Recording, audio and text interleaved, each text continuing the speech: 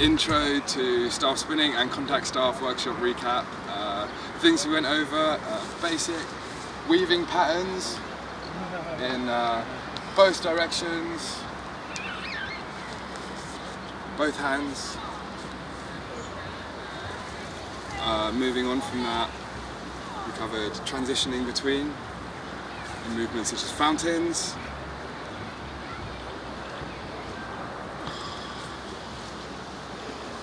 And you're going to have to cut this up because my mind's going blank. So you did fountains, and then after fountains, into basic like horizontal spinning, such as overhead. So that is pass, swap, pass, swap.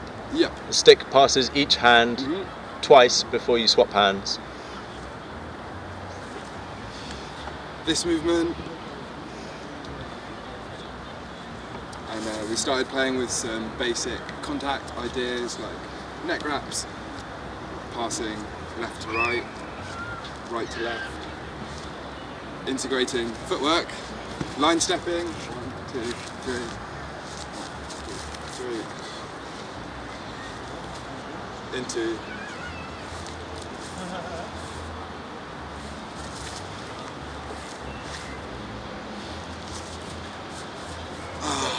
what should we do? That's what you said at the start.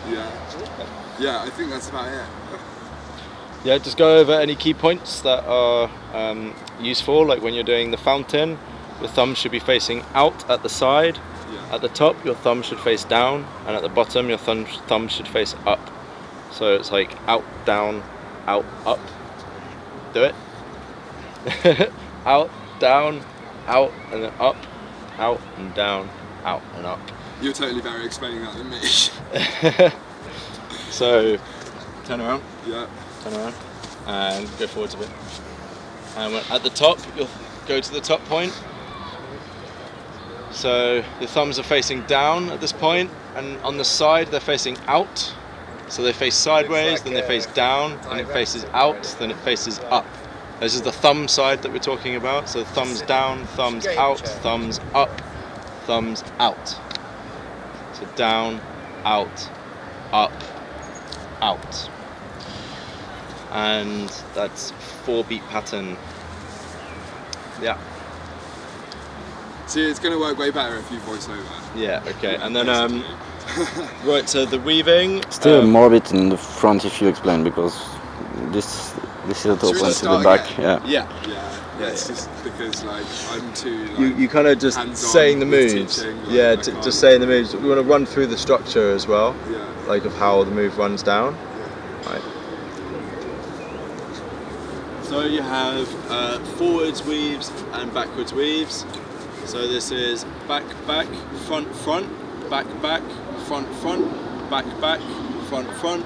1, 2, 1, 2. Yep. So that's a 2-beat weave because it's a 2. It goes through 2. So it's 1, 2, 1, 2. Going inwards and outwards with both hands, exactly the same. Back, front, back, front, back, front.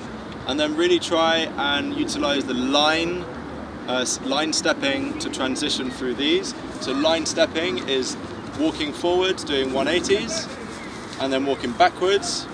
So he is turning. And you can also march. So you can go forwards, You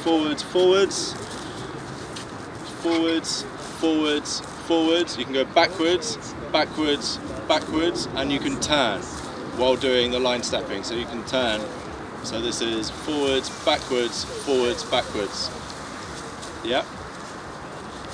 Forwards, backwards, and then forwards, backwards. So one's a 360 and one's a 180. Just imagine walking forwards, walking backwards, and walking while spinning around in circles. And you want to transition with the 2-beat weave through all of these patterns. So you got forwards and then step, and backwards and step, forwards and step, backwards and step. So utilizing the footwork to transition between the directions is really what you want to go for here. And the pattern is always the same. It's front, back, front, back. So he goes all the way around to the other side. Yeah, so utilizing footwork to transition between these points. To further transition hands, you can do fountains. So while standing still, you can go all the way around and pass at the top. So now you're doing a forwards weave, and you swap at the bottom, and now it's a backwards weave. And the shape for this is at the side it faces out, and at the bottom it faces up. So it's down, out, up, out, down, out, up, out. And you can turn and do 180s throughout this move at any of those 4 points. And it's quite pretty to do it at the top. It's a bit challenging, but it's pretty nice. Do a pirouette while doing a fountain at the top. So do a fountain, and at the top you do a step.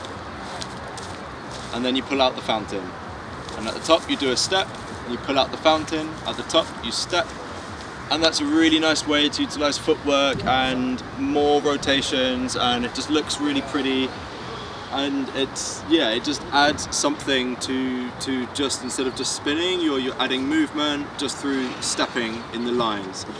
And the footwork here is really, really important to develop as someone that's nice to watch while spinning. Having movement and footwork works really well, and it's definitely something you should work towards. As a warm-up before practicing, you can practice these marches. You can go backwards and forwards.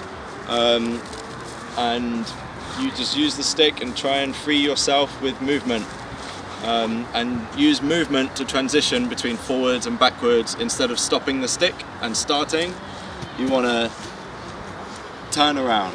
Okay, what else did we do? We did horizontal fountains, or just spinning at the top.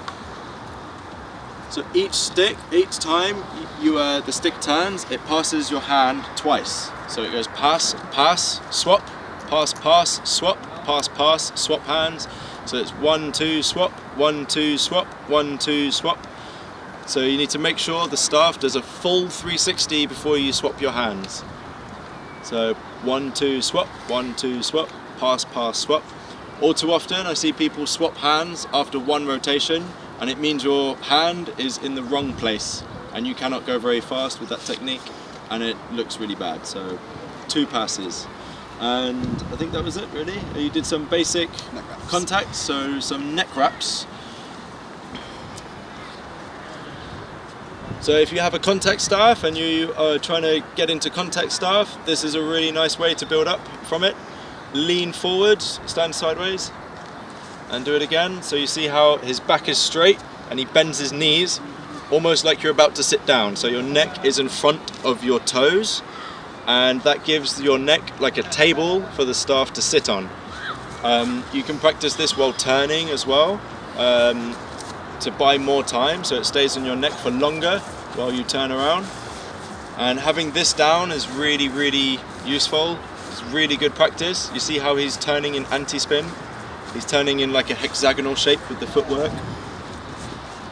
And having this balance right here is really nice, and then going in and out of neck wraps at this point, and in and out of overhead helicopters. Always while turning around. If you're learning contact staff, you really want to be spinning around a lot, and then eventually you stop getting dizzy. I can spin around all day and I don't get dizzy anymore, just because I practice spinning around in circles like this, and it's good for control and momentum as well. If you don't spin around and you want the stick to spin on you, it needs momentum, and either the stick's going to go too fast and fall off. See, if he stands still and tries to do that, it just doesn't work. So you try it, like, you see how straight away he instinctively wants to turn. So spinning around in circles is your best friend. Plus it's really fun.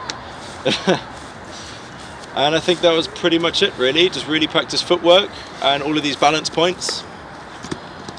So the straight lines, this is turning, turning, turning, and you have marching as well. So forwards, forwards, forwards, but with a 180 turn. So you face one way. Yeah, so imagine you're inside a box, you face the left, you face the right, you face the left, and then, yeah, it's forwards and backwards marching, and forwards and backwards spinning in both directions. Those drills are really, really good. You want to do all the staff moves you know in all of these combinations. And when you combine the hand in each hand, there's 16 variations. So try and count all the different, so you got forwards, marching, and then backwards spinning and marching, both backwards and forwards. And all of these marching techniques are just really, really useful to help your plane straighten up and get your footwork on point. That's pretty much it, really.